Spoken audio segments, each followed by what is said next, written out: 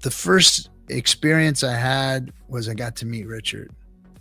Now, for those of you who haven't had the chance to meet Richard or always wanted to or whatever, you know, it was something I really wanted to do. I couldn't wait to meet the man. And because there's something about being face to face and giving somebody a hug, a handshake, looking eye to eye, talking, sharing the same space that just you can't do here on stream, you know. And I really wanted that experience because I've always thought, you know, Richard was a certain type of person, right? But I wanted to see how he was going to react to me and how he was going to, you know. And our first meeting, of course, it was filmed. So I was a little like, didn't want to do that, but you know, I wanted that to be a kind of a personal thing. But I know these guys are working really hard on this documentary, so I said, okay, let's let them have that experience.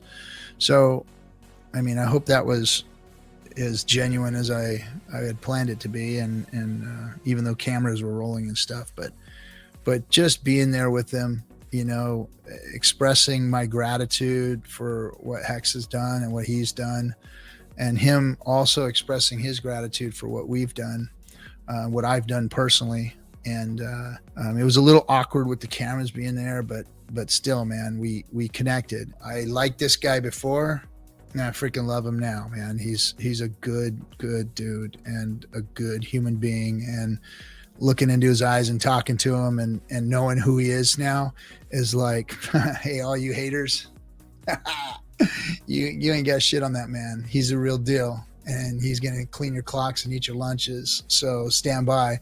This guy ain't going nowhere. I got his back. And Richard's a good dude, and he's going to take this thing really, really far with all of us. He's his gratitude and his appreciation for everything that we've all done. I saw it in his eyes. I saw, you know, how surprised he was at everything and how it all came together and how the Hexicans came to the plate. So we all went up to eat and hung out. And that's where I got to really like get to know Richard a little bit, and just what a great guy, man. We're in good hands, guys. We're in really good hands. And for those of you who did get to meet him also, you will probably say the same thing. No, you know what? The funny thing about Richard is no matter how outlandish he looks, he's never out of place. On top of meeting Richard, I got to meet his buddy Brent, and wow, that guy. So, I mean, if this is Richard's, you know, best friend or his buddy, then I know, man, we got some good people behind what we're doing. I mean, Testnet 2 is live. It is live. It went live this afternoon, a couple hours ago. It's now, I guess we're a couple weeks away from launching the swap token. Once that's launched, then after testnet, we're supposedly just a few weeks away. From post launch. Maybe January 1st. I don't know. Maybe it's, you know, gonna be next couple of weeks. Well, testnet launched. Motley, what's up? Yeah, V2 launched. We had David Feeder on. Some cool news that he put out, if you guys didn't hear already. What was the validators and the people that delegate to them, they won't, when they get slashed, it won't cut into your principal.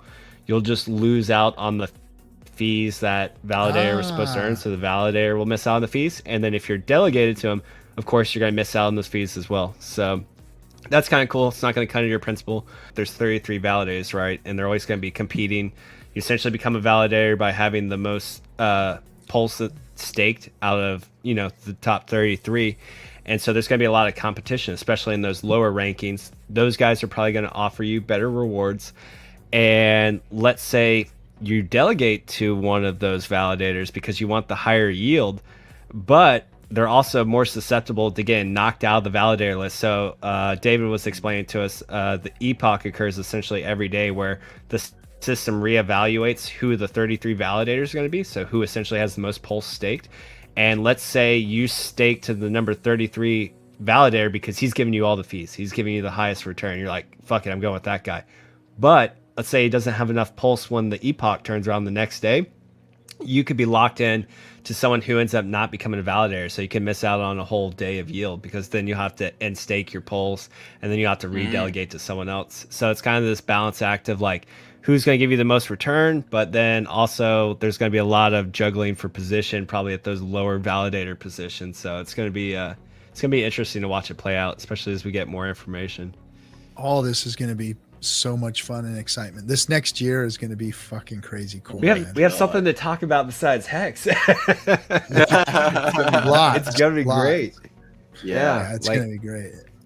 We picked all through it, and now we have our own ecosystem on, and then delegating and validators and our own blockchain and building and the process of that. And it's a lot coming. Largest LP farming thing that we've ever seen.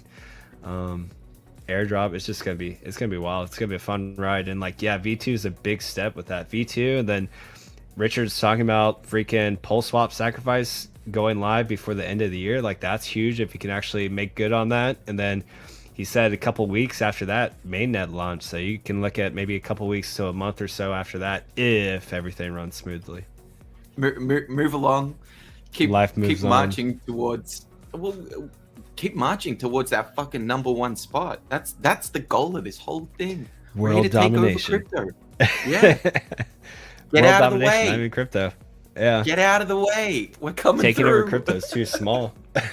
Yep. Yeah, crypto's too small for us. We've already beat crypto's ass. Crypto's done. Oh. I mean, they're still over there playing with their NFTs and themselves, and we're gonna be like moving into the next fucking level. Crypto right here. This is next level shit. Pulse and Hex together is next level. World hasn't seen anything like this. This is next level shit, and they're gonna be like still crying over NFTs and the price of Bitcoin like next year, and we're gonna be like taking over the freaking world finance.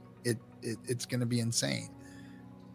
They're still like trying to slap stuff on Bitcoin like it's going to get better, and it's just not going to get better, you know. And Ethereum, it's obvious. If Vitalik could have fixed ETH, he would have fixed ETH.